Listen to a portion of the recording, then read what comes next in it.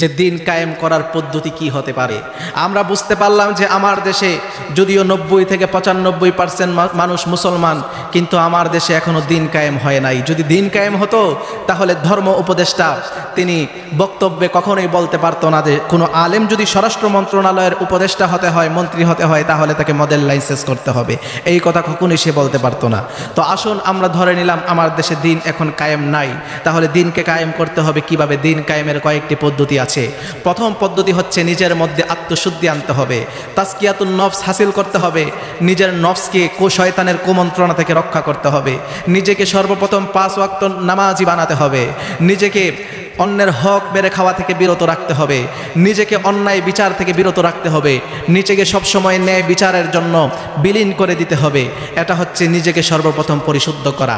আমি যদি নিজেকে সর্বপ্রথম পরিশুদ্ধ করতে পারি, অতঃপর আমার জন্য দ্বিতীয় ধাপ হচ্ছে, আমি যদি আল্লাহর জমিনে দিন কায়েম করতে চাই, তাহলে দ্বিতীয় ধাপ হচ্ছে আমার জন্য আদ-দাওয়াতু ইলাল্লাহ, অর্থাৎ আল্লাহ সুবহানাহু ওয়া তাআলা পবিত্র কালামে হাকিমের মধ্যে ঘোষণা করে দিয়েছেন, উদু ইলা সাবিলি রাব্বিকা বিল হিকমাতি ওয়াল মাউইজাতিল হাসানা, তুমি তোমার রবের পথে মানুষকে আহ্বান করো, তুমি তোমার রবের পথে মানুষকে ডাকো হিকমার মাধ্যমে, কৌশল অবলম্বন করে এবং উত্তম আচরণের মাধ্যমে, সুন্দর উপদেশের মাধ্যমে।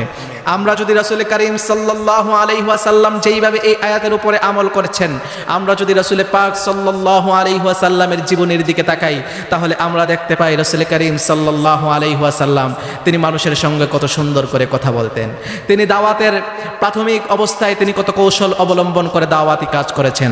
দাওয়াতি কৌশলগুলোর অন্যতম হচ্ছে আপনার মধ্যে ধৈর্য থাকতে হবে, আপনার মধ্যে আশা থাকতে হবে। এই দেশে দিন কায়েম নাই, হয়তো একদিন আল্লাহ রাব্বুল আলামিন এই দেশে দিন কায়েম করতে পারেন, আল্লাহ হয়তো এই দেশে দিনকে প্রতিষ্ঠা করে দিতে পারেন, এই আশা আপনার মধ্যে থাকতে হবে। নরম ভাষায় মানুষের সঙ্গে কথা বলতে হবে, মানুষের প্রতি মেহেরবান হৃদয়ের হতে হবে। আপনাকে কেউ বকা দিয়েছে, আল্লাহর দিনের সাথে আপনি আপনার সেই মুসলিম ভাইকে মাফ করে দিতে হবে। এটাই দিন আমাদেরকে শিক্ষা দেয়। বন্ধুগণ আমার, আমরা যদি রাসূল পাক সাল্লাল্লাহু আলাইহি ওয়াসাল্লামের জীবনের দিকে তাকাই, তাহলে আমরা দেখতে পাই যে আল্লাহর হাবিব সাল্লাল্লাহু আলাইহি ওয়াসাল্লামকে তায়েফের জমিনে অপমান করা হয়েছে। জিবরাইল আমিন যখন বলেছেন, ইয়া রাসূলুল্লাহ, আপনি শুধু মাত্র অনুমতি দেন, তাদেরকে ধ্বংস করে দেই, আল্লাহর হাবিব তিনি আশাবাদ ব্যক্ত করে তিনি এক মহা মেহেরবানি হৃদয় নিয়ে তিনি বলেছিলেন, এই জমিনকে ধ্বংস করে দেওয়া যাবে না, এখান থেকেই আল্লাহর প্রিয় বান্দাগণ বের হবেন এবং যারা আমার দাওয়াতি কাজে আমার সহযোদ্ধা হবেন। বন্ধুগণ আমার, এইভাবে তিনি আশাবাদী মনোভাবের ছিলেন। আল্লাহর হাবিব সাল্লাল্লাহু আলাইহি ওয়াসাল্লাম খুব সুন্দরভাবে কথা বলতেন, খুব নরম হৃদয়ের অধিকারী ছিলেন, যেই হৃদয় দেখে অনেক মুশরিকরা মুসলমান হয়ে যেত। আল্লাহর হাবিব সাল্লাল্লাহু আলাইহি ওয়াসাল্লাম কিভাবে কৌশল অবলম্বন করতেন, আমরা যদি আল্লাহর হাবিব সাল্লাল্লাহু আলাইহি ওয়াসাল্লামের দাওয়াতি জীবনের প্রাথমিক অবস্থা যদি আমরা দেখতে পাই, তাহলে আমরা দেখতে পাই যে রাসূল করিম সাল্লাল্লাহু আলাইহি ওয়াসাল্লাম তিনি তার মাক্কি জীবনে যখন মক্কায় মুশরিকদের রাজত্ব চলছিল, মুসলিমদের সংখ্যা খুবই কম ছিল, রাসূল করিম দাওয়াতি কাজ শুরু করেছেন। ঠিক সেই মুহূর্তে মুশরিকদের অবস্থান ছিল অনেক কঠোর, মুশরিকরা ইসলাম বিদ্বেষী ছিল। ঠিক সেই মুহূর্তে রাসূল করিম সাল্লাল্লাহু আলাইহি ওয়াসাল্লাম তার গুটি কয়েকজন সাহাবায়ে কেরামদেরকে নিয়ে দারুল আরকাম নামক একটি ঘর প্রতিষ্ঠা করে সেখানে সাহাবীদেরকে তিনি গোপনে ইসলাম শিখাতেন। তাহলে আমরা বুঝতে পারলাম রাসূল করিম সাল্লাল্লাহু আলাইহি ওয়াসাল্লাম কিভাবে কৌশল অবলম্বন করতেন। দিন কায়েমের তৃতীয় ধাপ হচ্ছে তাকওয়িনুল জামাআহ, অর্থাৎ জামাত প্রতিষ্ঠা করা। আল্লাহ সুবহানাহু ওয়া তাআলা এই ব্যাপারে পবিত্র কালামে হাকিমের মধ্যে ঘোষণা করে দিয়েছেন, ওয়াতাসিমু বিহাবলিল্লাহি জামিআ ওয়া লা তাফাররাকু, তোমরা আল্লাহর রজ্জুকে সকলে মিলে আঁকড়ে ধরো, তোমরা বিভক্ত হয়ে পড়ো না, তোমরা আলাদা হয়ে যাও না। থেকে আমরা বুঝতে পারি যে আল্লাহ সুবহানাহু ওয়া তাআলা আমাদেরকে ঐক্যবদ্ধ হওয়ার জন্য নির্দেশ করেছেন। আল্লাহ সুবহানাহু ওয়া তাআলা আমাদের সংগঠন সমূহকে একসাথে দিন কায়েমের জন্য কাজ করতে আল্লাহ নির্দেশ করেছেন। যদি আমরা রাসূল করিম সাল্লাল্লাহু আলাইহি ওয়াসাল্লামের জীবনের দিকে তাকাই, তাহলে দেখতে পাই তিনি সাহাবায়ে কেরামদেরকে একত্রিত করে রাখতেন দিন কায়েমের পদ্ধতি অবলম্বন করার জন্য। দিন কায়েমের চতুর্থ পদ্ধতি হচ্ছে জিহাদ ফি সাবিলিল্লাহ। আল্লাহ পাক এই ব্যাপারে বলেছেন, জাহিদু ফিল্লাহি হাক্কা জিহাদি, তোমরা দিন কায়েমের জন্য আল্লাহর রাস্তায় জিহাদে বের হয়ে যাও।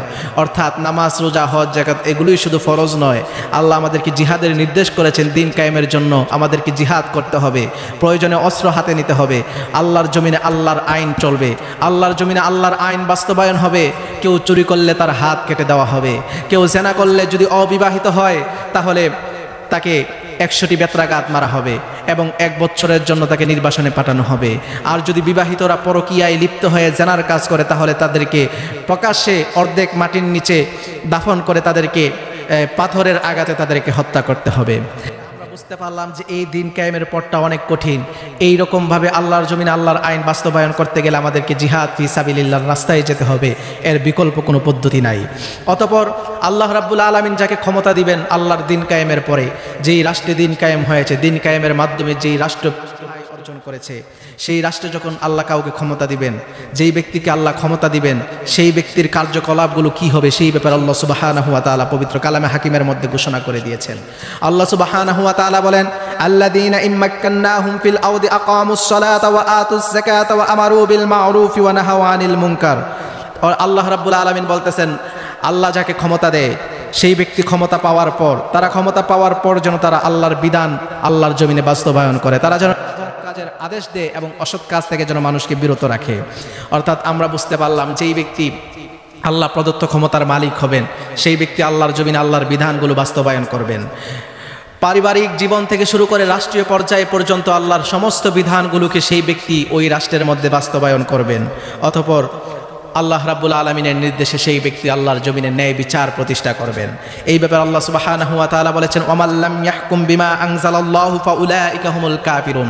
আল্লাহ যা নাজিল করেছেন তা দ্বারা যেই ব্যক্তি বিচার কার্য পরিচালনা করলো না সেই ব্যক্তি কাফের হয়ে গেল। অর্থাৎ আমরা বুঝতে পারলাম আল্লাহ যেইভাবে আদেশ করেছেন, আল্লাহর নির্দেশ মোতাবেক, আল্লাহর আদেশ মোতাবেক আমাদেরকে আল্লাহর জমিনে ন্যায় বিচার বাস্তবায়ন করতে হবে।